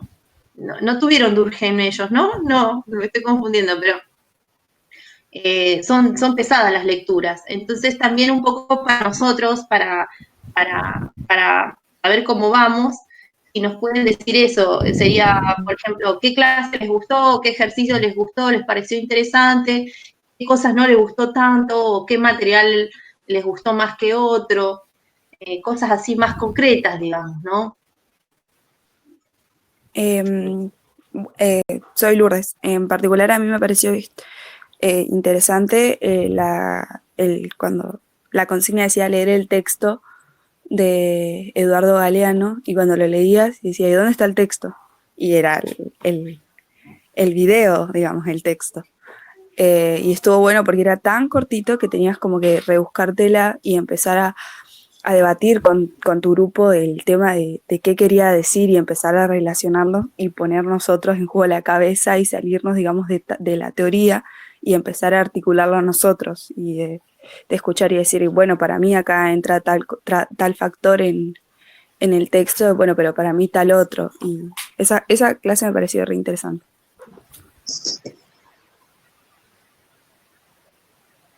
Ahora sí. Hola, profes. Yo recién me acabo de conectar con el celular porque estaba con la compu y no podía escuchar nada. Y tenía a mi compañera que no se podía conectar en el celular con una llamada para que pudiera escuchar la clase y no podíamos escuchar nada. ¿En algún momento nos podamos comunicar con usted para hacerle alguna consulta?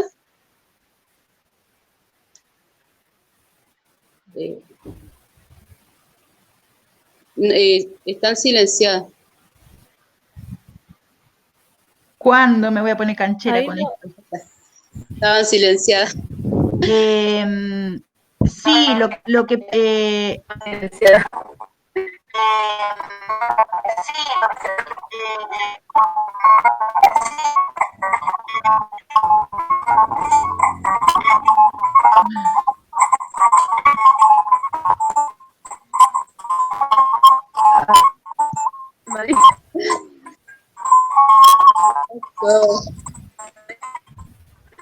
No sé quién está hablando, pero... Oh, ahí se calmó, ¿no? no se escucha. Parece que a alguien se le activó el micrófono.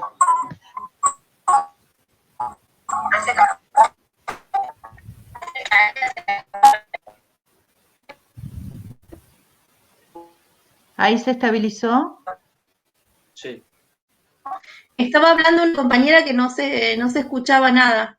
Claro, Yo- en mi compu hacía todo ese ruido y no podía escuchar nada. Igual estaba conectada a ver si me podía conectar y tuve que bajar la aplicación al celular para poder conectarme y ahí sí me estoy escuchando un poquito mejor. Pero de todas maneras, para que no repitan todo, quería saber si se podía comunicar, podíamos hacer con mi compañera una videollamada o con el grupo para que nos podamos sacar de las dudas que surgieran. Esta actividad se hizo con la intención que vos estás mencionando, digamos, Claro. como habíamos Eh, llegado al final del recorrido de la unidad 1, tener un Sí, sí. momento para consultas específicas. Claro, mi compañera no podía conectarse desde la compu, yo la tenía conectada en el teléfono para que pudiéramos escuchar la clase, pero se escuchaba malísimo en la computadora, entonces tuve que bajar la aplicación Jitsi, que no la tenía porque todos teníamos Zoom o Meet. Entonces tuve que bajar la aplicación al teléfono, vaciarla un poquito porque tenía muchos archivos, entonces recién me pude conectar con el celular. Pero bueno, como ya sé que están desde antes conectados y hablando del tema, yo no veo de los otros compañeros del grupo, no veo otros conectados, como para que nos transmitan lo que han hablado. Pero bueno, dijeron que Por iban a un subir. lado, esto va a quedar grabado, lo estamos grabando. Sí. Por otro lado, los foros de consultas permanecen abiertos y nosotros podemos responder con audios, no solamente, digamos, con 2 o 3 líneas de texto, porque sabemos que contestar preguntas puntuales implica un desarrollo, por esto que veníamos diciendo, que son temas densos los de la sociología de la educación. Bueno.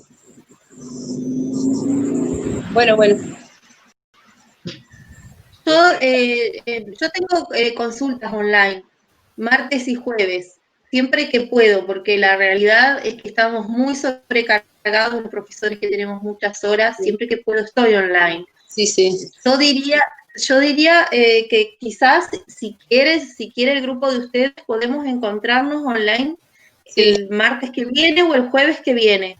Ya no. Perdón, yo prefiero el jueves que mantener el día que tenemos socio, porque si no me choca con otros espacios que ya he dado horarios los martes. No, yo decía hacer consulta dentro de mis horas de consulta, digamos, como para acercarnos un poco a lo que debatimos en la clase. Estamos en la comisión de Laura.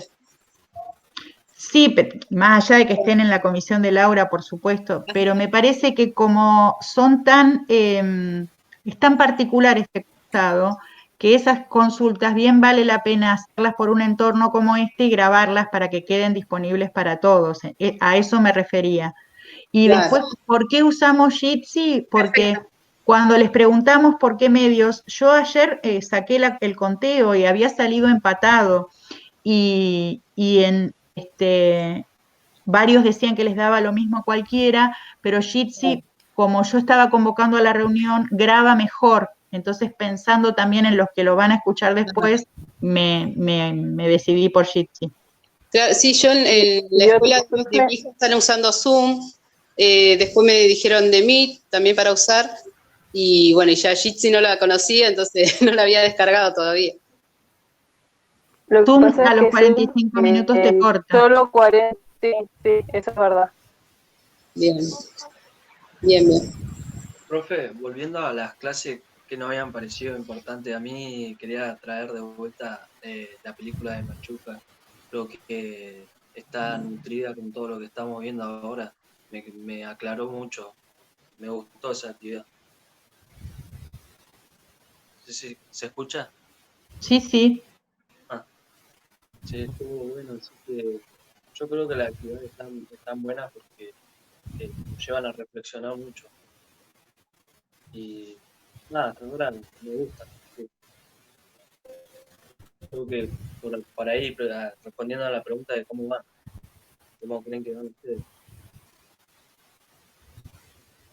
Profe, también compartiendo lo que dice el compañero, está bueno también la tarea esa de que nos pongan, por ejemplo, ¿no? Ya sea una película o un video y poder sacar escenas de ahí y poder relacionarlas con los autores, está muy bueno.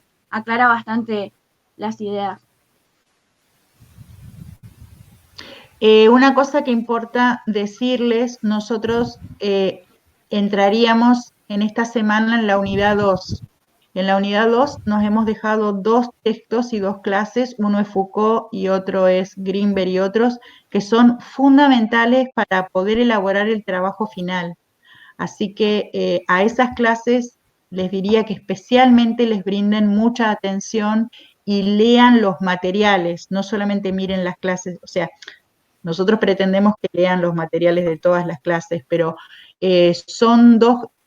pasamos al escenario del presente. Entonces, son fundamentales estas 2 clases que vienen a continuación. Bien. Ya las... Quería hablar.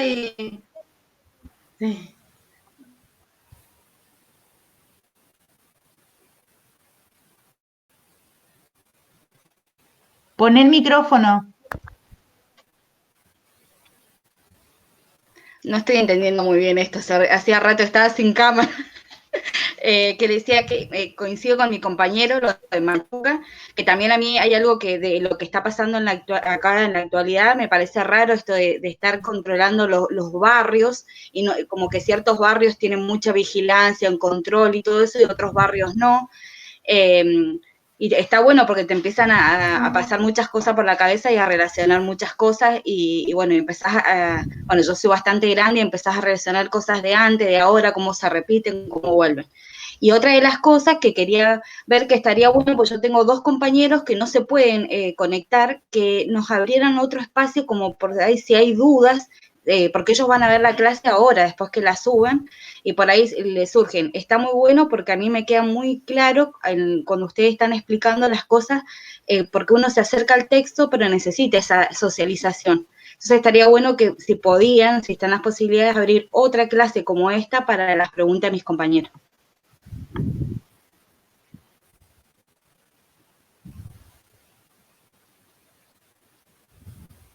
No se escucha, profe. No estamos hablando. Bueno, ahí vamos a tomar constante este pedido y vamos a ver cómo nos organizamos para armar una segunda clase de consulta en caso de que sea necesario. Es cierto que, bueno, sabemos que muchos chicos no tienen conectividad y bueno, también el trabajo grupal tenía que ver con eso. Nosotros sabíamos, y está pasando en diversas materias, que al interior de los grupos no todos tienen las mismas posibilidades de conexión. Por eso también el grupo actúa como una forma solidaria. La experiencia es que dentro de los grupos de trabajo hay chicos que tienen internet, otros que no tienen internet, otros que no están en Fisque y se han vuelto a sus pueblos, por ejemplo, en la línea sur. Entonces ahí por WhatsApp, quizás nosotros pensamos que esta dinámica podía llegar más allá de los que tienen Wi-Fi y computadora en su casa. No sé cómo están trabajando a nivel grupal, digamos. Nuestra experiencia es que Algunos chicos tienen, digamos, conexiones más accesibles y otros les cuesta más, pero sus compañeros les hacen llegar las tareas y es cómo van con el tema grupal.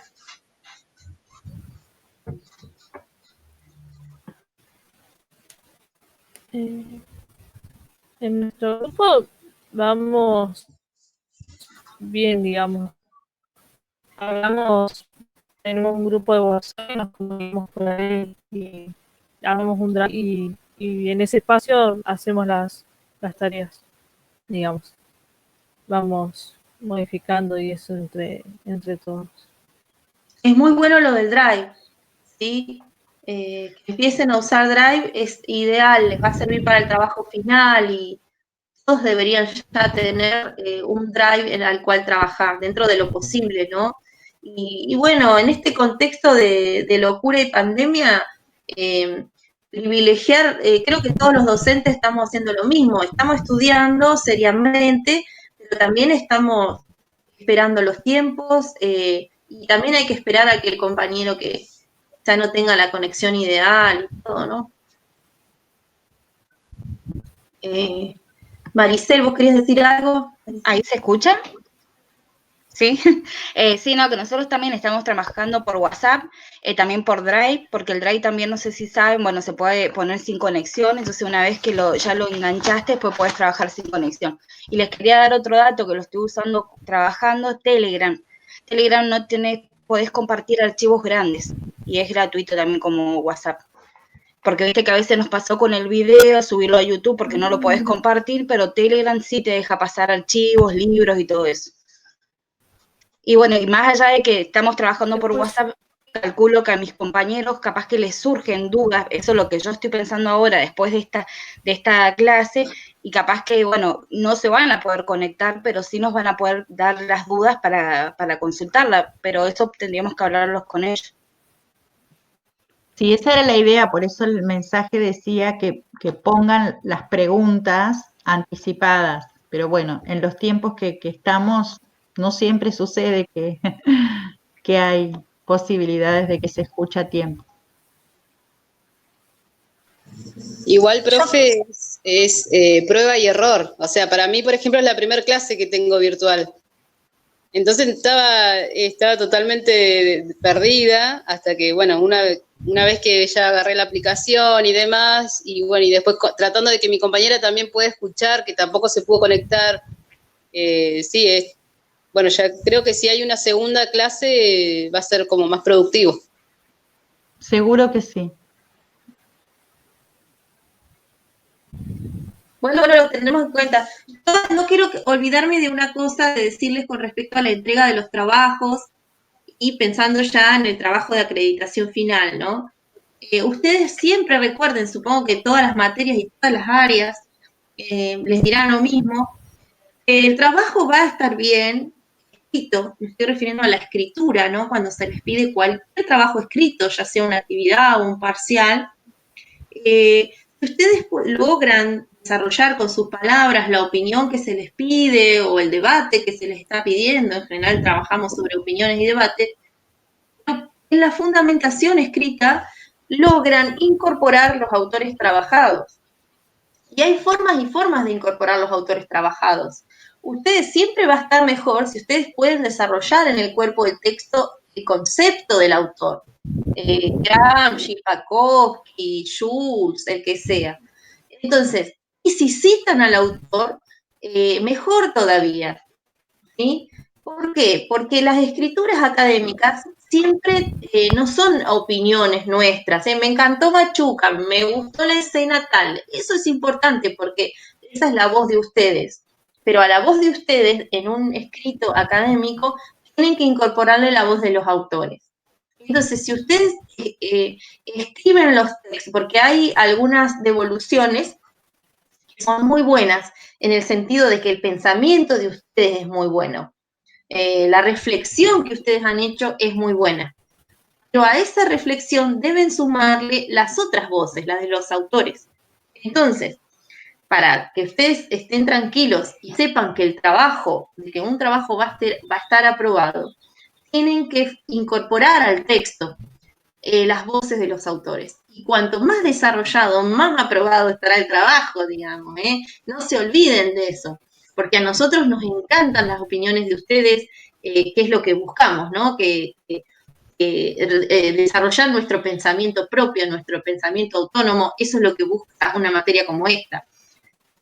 Pero ese pensamiento autónomo tiene que tener un fundamento científico, y el fundamento científico lo da el autor. Entonces, si ustedes incorporan en el fundamento el texto y además incorporan citas importantes del texto, citadas como corresponde con las normas APA, como enseña la profe Muñoz, entonces se van a, digamos, se van a quedar tranquilos que seguramente su trabajo va a estar aprobado. Así que bueno, eso seguramente ya se los han dicho en varias materias.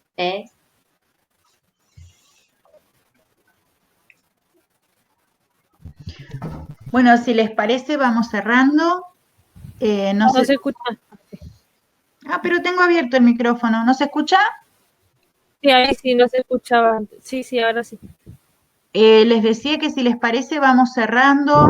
Si les parece, váyannos comunicando a través del foro, a través del aula, si requieren otro espacio de estas características. Por supuesto que lo vamos a llevar adelante, y el único pedido sería que nos ajustemos a que sea el jueves.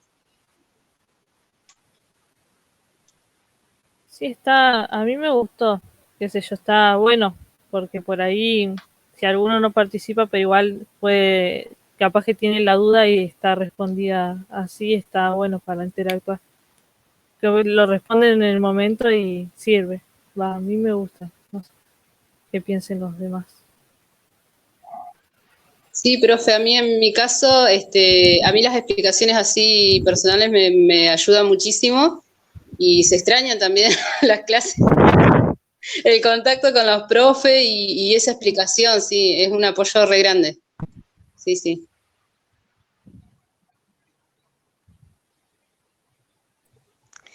Por ahí, buen día, porque hoy no había hablado. Por ahí estaría bueno que si se elige alguna otra clase así de consulta, por grupos, si hay por lo menos un integrante de cada grupo que se pueda conectar, que pueda subir o pueda hacer las consultas de la mayoría de los del grupo que no pueden estar presentes. Dale. Voceros, que por lo menos cada grupo garantice una persona en esa clase para después compartirla. Igual, ¿vos estás grabando, Sandra? Está buenísimo. Estamos eso de grabando, grabar. sí, estamos grabando. Sí, profe, por ahí también, si volvemos a la próxima clase, traer leído el material, porque eso, por ahí en mí, me gustaría haber traído algunas preguntas, pero como sinceramente no agarré mucho la lectura, estuve con otras materias, no puede traerles preguntas a ustedes, así que la próxima estoy en deuda, por lo menos acá el grupo está muy atento y está bueno eso que lo grabé, porque yo había dejado el celular, tengo otro celular al lado que está grabando, y la idea era mandarlo al grupo, así que, bueno, le iba a decir que lo vean en vivo, o sea, grabado, pero que lo vean cara de todo y está bueno. Si nos falla esto, tenemos el tuyo, ¿eh? Y son muy bienvenidas estas formas de solidaridad que nos están contando, nos ponen muy contentas que pasen estas cosas.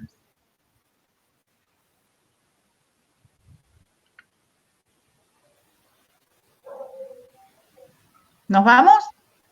Sí. Yo lo que diría es que dejemos medio armada o sea, en pensamiento, una segunda clase sobre las dos clases que vienen. Una segunda clase de consulta para consultar específicamente sobre Foucault, que es la clase que viene, y la próxima, porque son los materiales con los que ustedes van a tener que producir el trabajo final. Entonces, ese especialmente nos interesa que sean clases bien entendidas y, como vos decís, que vengan ustedes con los textos leídos en mano, subrayados, identificadas las dudas. Sí, profe.